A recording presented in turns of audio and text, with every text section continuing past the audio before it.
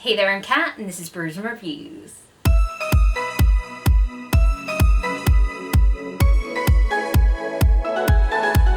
It's time for my September wrap-up, and I'm going to talk to you guys about all the books that I read in September, and there's not many. I didn't read very much in September. I was very, very busy. Actually, it's kind of a lie to say that I didn't read much in September, because I did, but I didn't finish many books in September. I mean, it'll make sense when you get to my October wrap-up why this took me so long. There were large books involved, so I didn't finish any of those during September. So that leaves me with a grand total of 3 books that I read in September, which is not a lot for me at all, but I was very busy. And if you do follow me on Instagram or TikTok, then you'll probably know that that's because I was traveling around the UK with Kat from Stars and Embers, Jenna from Just a Little Bit Random, and Abby from Abby Lisi the Book Lover, because they were here in the UK and it was a great time, but it just really wasn't conducive to doing reading because we were doing a lot of stuff and there was just very little time to just sit down and read. So, you know, it just wasn't a priority this month, and that's okay. So let's talk about the 3 books that I did manage to finish in September. So the first book that I read in September was The Climate Crisis and the Global Green New Deal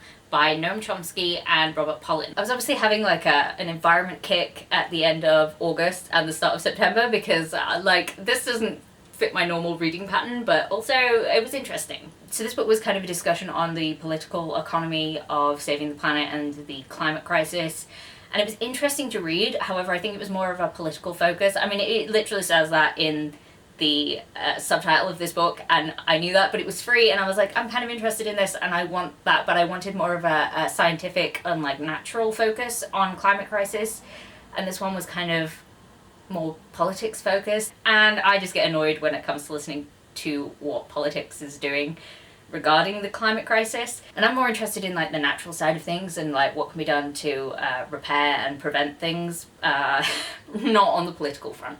So I didn't find this book as enjoyable as I thought it was going to, but I was kind of dipping my toes into this area to see what it sort of said, and pretty much the focus of this book is capitalism is bad, and I think we all know that.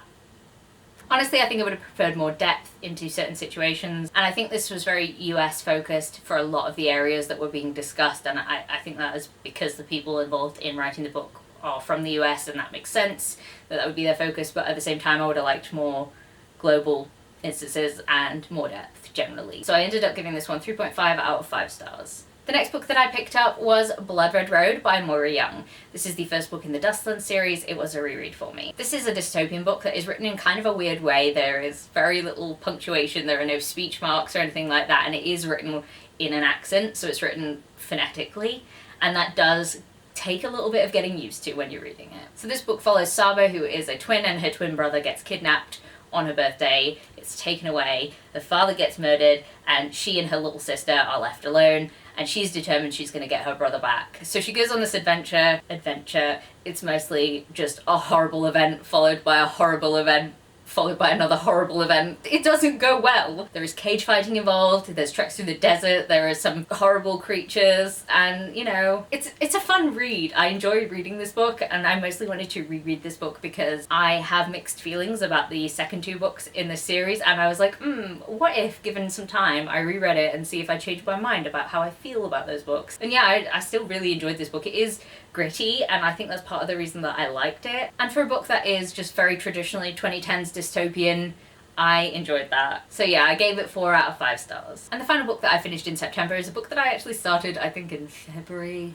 And then I sort of soft DNF'd it around 200 pages in. I think because I just wasn't in the mood to read it, not because there was anything wrong with it. I put it down for a certain amount of time, and then I was like, that's fine. So I started it again, and I really enjoyed it. It's Hellbent by Leigh Bardugo.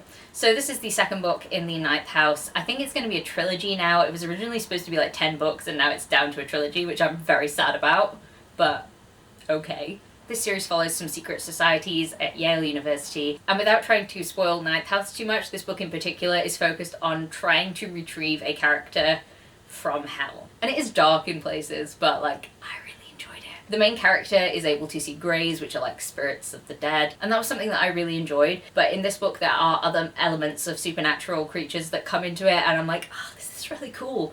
And now I'm just sad that it's only going to be 1 book more.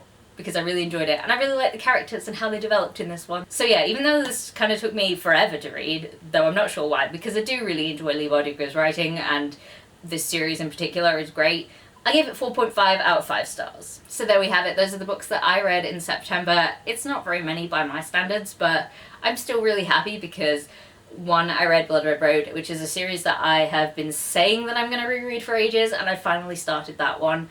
And I finally finished Hellbent, which is, you know, it's been lingering on my currently reading folder on Goodreads for like way too long. So if you made it to this part in the video, please leave me a rabbit emoji for the rabbit on Hellbent. And if you like this video, please leave a like, comment, subscribe, and I'll see you in the next one. Bye!